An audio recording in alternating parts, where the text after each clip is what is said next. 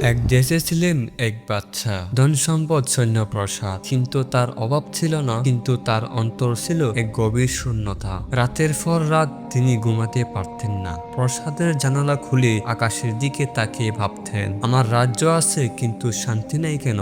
একদিন বাচ্চা তার মন্ত্রীদের বললেন, আমার রাজ্য এমন কেউ আছে যার হৃদয় শান্তি ভরা, আমি তাকে দেখতে চাই। অনেক খোঁজার পর এক দরিদ্র মুচিকে আনা হলো রাজপ্রাসাদের সামনে। তার গায়ে পুরানো কাপড়, হাতে মোটা ধাক, কিন্তু মুখে হাসি। বাচ্চা জিজ্ঞেস করলেন, তুমি কি সুখী মানুষ? মুসি বলল, আলহামদুলিল্লাহ, আমি খুব সুখী রাজা। বাচ্চা অবাক হয়ে বললেন, তোমার তো না আছে ধন, না আছে প্রসাদ, তবু তুমি সুখী কেন? মুসি বলল, কারণ আমি প্রতিদিন সকালে বলি, যিনি আমায় গতকাল খাওয়াইছেন আজও তিনি খাওয়াবেন। আমি তার উপর ভরসা রাখি, আর রাতে আমি ঘুমাইতে আল্লাহর নাম নিয়ে ঘুমাই। এই কথাগুলো বাচ্চার হৃদয়ে জোর ধরল।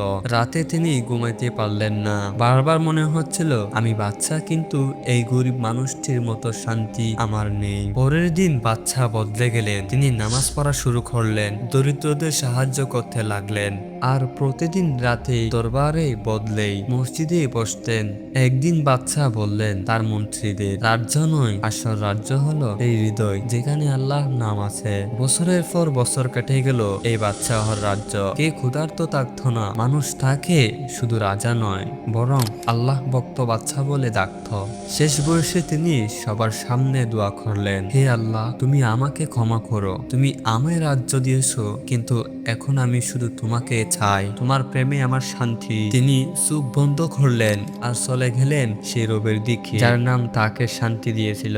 বন্ধুরা, কখনো মনে কষ্ট হলে একবার হৃদয় দিয়ে আল্লাহ বলুন, দেখবেন সারা দুনিয়ার বাচ্চা হওয়ার সেও বেশি শান্তি আপনি অনুভব করবেন। বন্ধুরা, ভিডিওটা ভালো লাগলে লাইক করবেন, আমাদের চ্যানেলে নতুন হয়ে থাকলে সাবস্ক্রাইব করে পাশে থাকবেন।